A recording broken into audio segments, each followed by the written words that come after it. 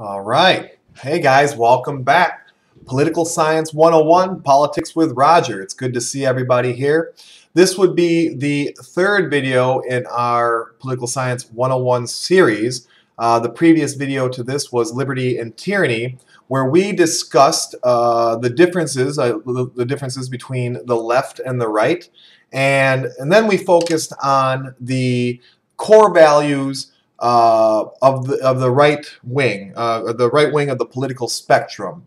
We examined some of their core values, and then we tried to look at the left from the perspective of the right-looking left.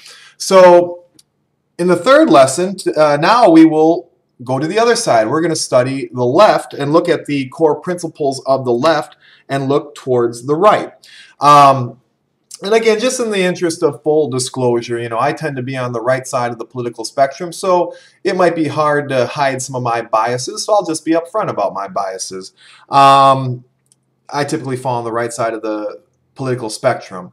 I don't want to spend a lot of time in this video repeating a lot of the differences between the two.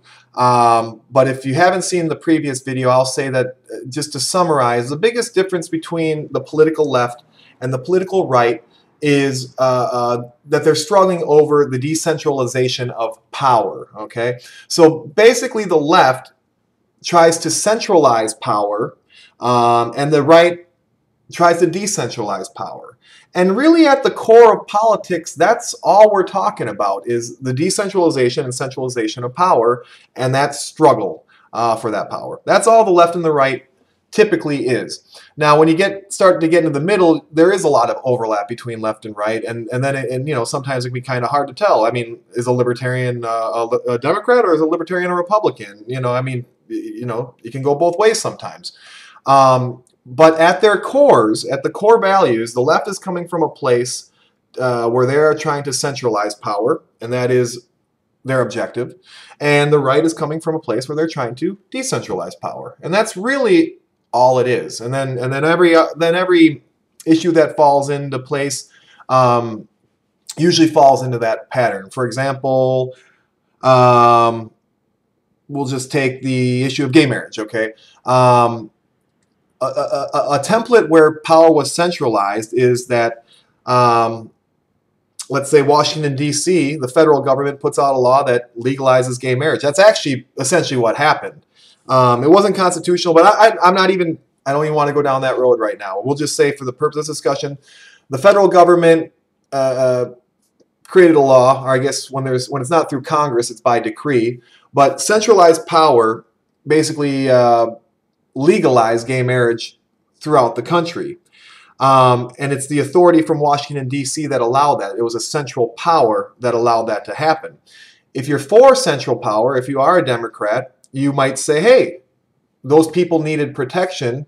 Without the power of a central power to protect those people, that wouldn't have happened. So yay, we need leftism. We need central power to protect the rights of everybody. That's basically the gist of it. If you're on the right side of the spectrum, you might say something like, well, we don't agree with gay marriage here in Oklahoma. Why don't Oklahomans get to vote on it and not let Washington, D.C. decide? You see what I'm saying here? That's the difference between a decentralization of power and a centralization of power. That's basically the dynamic. That's a modern example. But anyway, I digress on that. So when we talk about the modern left, the modern Democratic Party, there's a couple of books I could have chosen to use. I could have used the Communist Manifesto by Karl Marx. That describes modern leftism. I thought The Choice by Zbigniew Brzezinski was a good choice to describe modern leftism, because it talks about globalism and centralizing global power. And here's one that might surprise you. Even the Federalist, or our Constitution, these are documents that centralize power. Now, there's kind of a twist to it, because 1776 in the American Constitution was a centralizing document that enabled the decentralization of power over at the time it wasn't 50 states, at the time it was 13, but it was a document that centralized power to protect the decentralization of power. if that makes sense. I hope it does. But therefore, the Federalist is actually a document that is describing the centralization of power, and so is our Constitution. Our Constitution is, and our Bill of Rights is a centralization of power. So, and the reason I bring this up, and the reason I'm harping on it so much, is because I don't want, even as someone who sits on the right side of the political spectrum, you know, we can't just throw the left away. We can't, you know, we need centralized power. I would say we need a lot less of it than other people would, but we do need centralized power. So you don't want to throw the baby out with the bathwater. The book I did choose to discuss modern Democrat politics is Rules for Radicals. And this is where we start this lesson today, because Rules for Radicals, let me put it this way. Classic liberalism, Thomas Jefferson liberalism, constitutional leftism, I'll call it, that's a new phrase, I just made that up, but constitutional leftism, legitimate government centralization of power is far different than totalitarian power. And, you know, I know that most, well, I shouldn't even say most people, because there are a lot of people on the left who are totalitarians and who are these days not afraid to admit it. They're called Marxists. What is Marxism? Marxism is post-constitutionalism.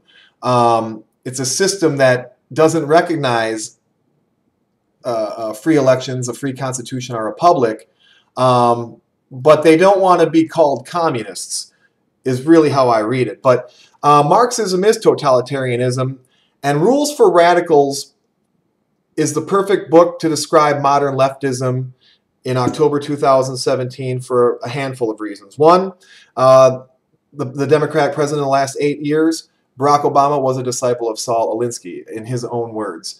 The Democratic candidate for president in 2016, Hillary Clinton, was a disciple, in her words, of Saul Alinsky. So the Democrat Party has had their strategies, the strategies coming out of the Democratic Party for the last 10 years, and maybe even longer, have been coming out of Rules for Radicals by Saul Alinsky. So this is the perfect book to describe modern leftism in America. Now, some people will take it.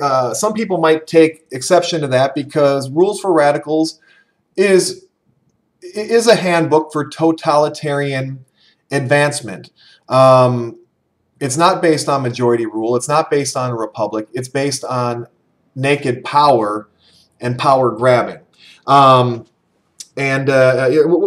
get into that just a little bit now. But you know, that's the thing with Alinsky. I mean, it's I guess I'm just taking a long time to say it's considered extreme in many circles. It's considered far left, and you know, people on the left today, they might not want to admit that they're on the far left, but when you're at the point of you know, usurping legitimate elections and using tactics to shut down, I'm sorry, using non-political tactics to get political results, you're getting into a territory that is totalitarian, that is basically communist, and that's really what this book, the heart and soul of this book is about. Tactics. It's a fulcrum.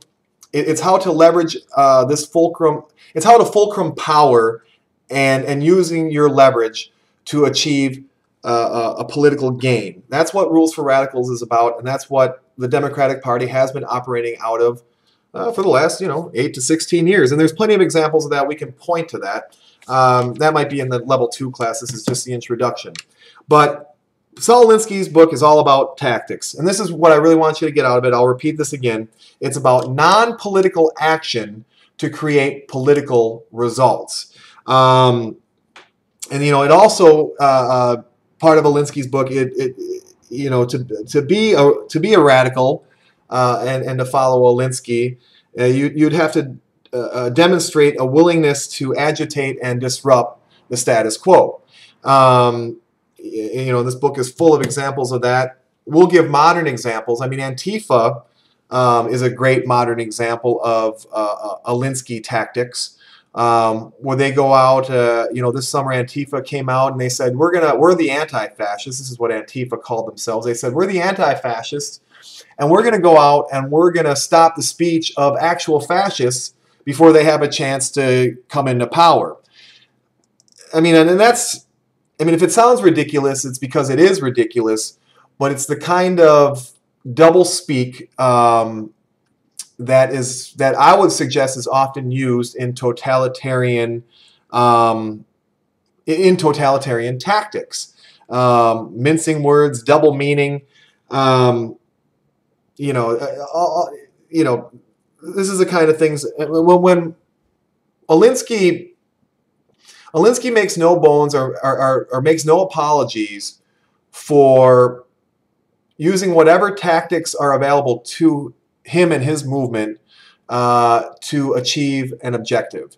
And they do that because they basically come out, Alinsky's brand of leftism, totalitarianism, and again, you see this in Antifa, is they basically lead off with, we're right, you're wrong, so whatever we have to do to make sure that we're on top of this skirmish in the end, it's a legitimate tactic because we have the moral authority, the moral high ground.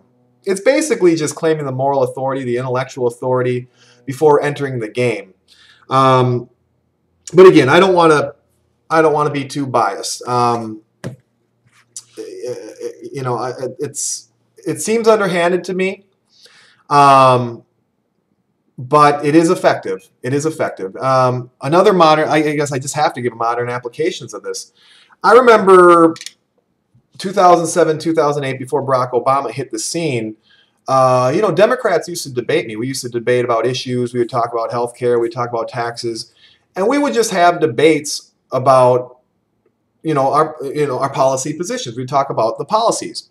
When Obama hit the scene in 2008, those conversations didn't really happen anymore. What would happen is, if I was talking to a Democrat or something, they'd want to have a conversation about how I was either racist, sexist, homophobic, or bigoted. And if I didn't want to have that conversation with them, then we wouldn't have a conversation. This is rules for radicals. This is the naked leveraging and this is the naked leveraging of power to achieve a certain mean. From my perspective on the right, they were just running over me. But yeah, you know what? Politics sometimes is about running over people, and that's what Alinsky is basically advocating in Rules for Radicals. Again, and touching on the principles of the left. Now, we talked about this before. We talked about this a little bit last week, and I should have maybe mentioned it more before. The left centralizes power because they want to protect equality. They want to protect law and order. They want to protect justice. They want to protect fairness. These are the pillars of constitutional leftism, classic liberalism. Okay, when you go far left enough to where you start getting into the totalitarian realm, which is where Saul Alinsky exists, you're throwing out equality because you're forgetting about the equality of the people you're running order. You're forgetting about law and order. You're forgetting about justice. You're basically it's all about naked power. Rules for Radicals and the tactics used in this book and applied in modern America is basically tactics that just run over your political opponents. And if temporarily you have to destroy equality and destroy order and destroy justice and fairness to achieve your goals of implementing equality, order, justice, and fairness, well then in the eyes of the Saul Alinsky leftists, that's legitimate. That is legitimate. And that's where even a lot of Democrats have a problem with this kind of leftism, left-wing politics. But unfortunately, that's where we're at today. And I would tell my audience, my class, that the totalitarians hijacked the Democratic Party as early as 2002. I thought when Howard Dean hit the scene, for those of you who are old enough and remember that whole thing, the Howard Dean scream of 2004, you know, Democrats really stopped debating us when Howard Dean hit the scene, and you really saw an acceleration of Alinsky tactics entering into modern politics, and it just accelerated all the way through even to 2016. I mean, Hillary Clinton didn't put on a campaign of trying to influence on policy or anything like that. She just kept the Alinsky tactics going of racist, sexist, misogynistic. In her case, she said, if you don't vote for me, you obviously hate women. These are all rules for radicals. But let me run through the actual rules for radicals, just so you can hear them from Saul Alinsky himself. I'll read off of these because I didn't memorize them. Rule number 1, power is not only what you have, but what the enemy thinks you have. Power is derived from 2 main sources, money and people. Have-nots must build power from flesh and blood. Rule number 2, never go outside the expertise of your people.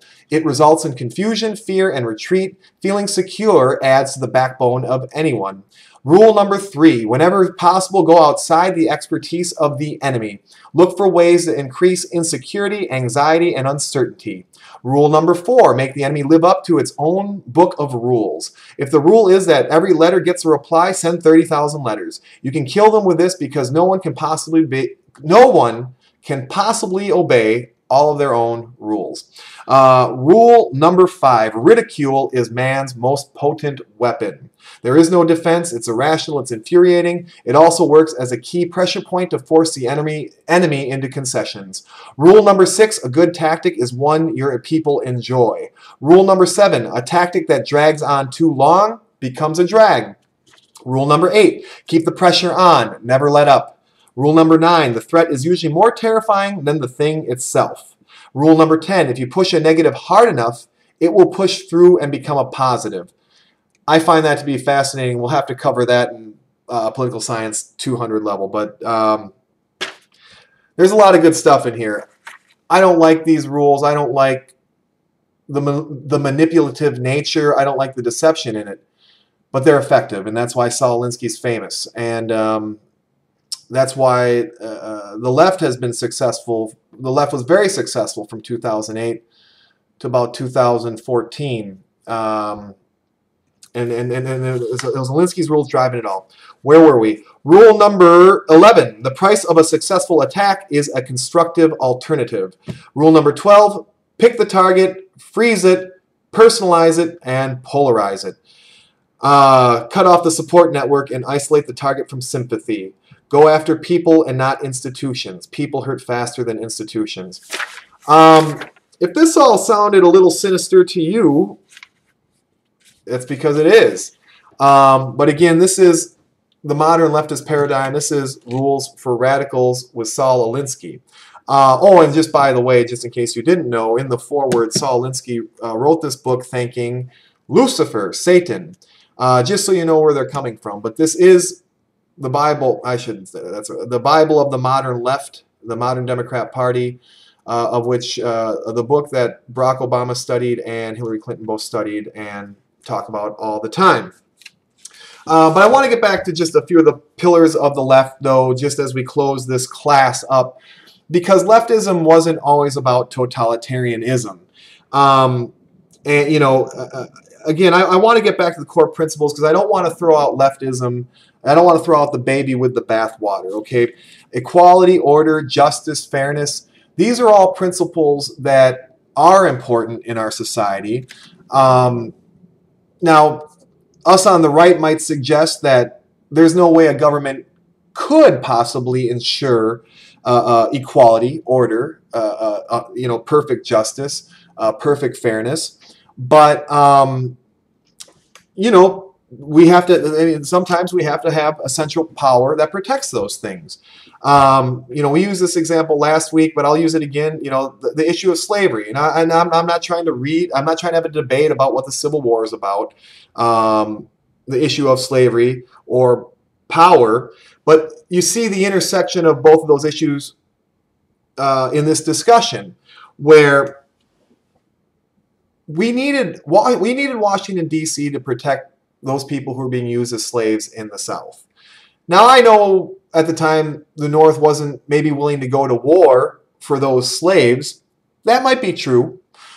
But the North was going to war for their authority, to control what was happening in the South.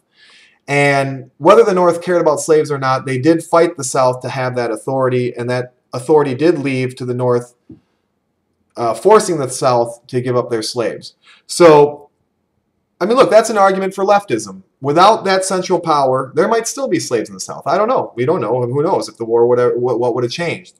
So I don't want, I don't want my students, I don't want myself to think there is no use for leftism, there is no use for central power. There absolutely is a use for central power. I don't have a use for totalitarianism. I think totalitarianism is only good if you're one of the totalitarians and you're winning. Other than that, I think totalitarianism is terrible, and I'm sad for the state of our modern Democrat Party. I want our modern Democratic Party to turn their back on totalitarianism and get back to classic Jefferson liberalism, classic constitutional liberalism. And I think our country will be in a much better place when that happens. So I'm looking forward to the day, and the day is happening now. I mean, it's funny that I'm doing this video today.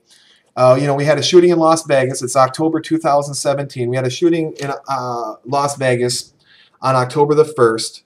And I think, we probably won't talk about it again until the senior class, the 400 level class. But there's so much going on in our modern political paradigm. And you see these principles popping up all the time. And we will discuss them in later classes. But I think also we're coming to an end of what I might describe as the Alinsky period, or the Marxist attempt at taking over our country from 2008 to 2016. This cycle is coming to an end. The people are waking up. Americans don't want totalitarianism. They want liberalism. They want classic liberalism. We want a republic. We want our democracy. We want votes. So even as Rules for Radicals is the appropriate book to describe the modern Democrat Party, the days are coming to an end, and our democratic republic will be much better off when this totalitarian leftist movement dies completely. But now you know all about Rules for Radicals by Saul Alinsky. You know what Barack Obama read and followed. You know what Hillary Clinton read and followed. And you have a good idea of what the modern political paradigm is in America between the right and the left. So, hey guys, thanks for coming. Our next class, we're gonna get away from book reviews, and we're gonna dive into the subject of communication. And I got a lot of interesting stuff to share with you about that. It's a very broad subject, obviously, and it is the heart and soul of politics. So thanks for coming, guys, to Political Science 101. We'll see you next time. Thank you.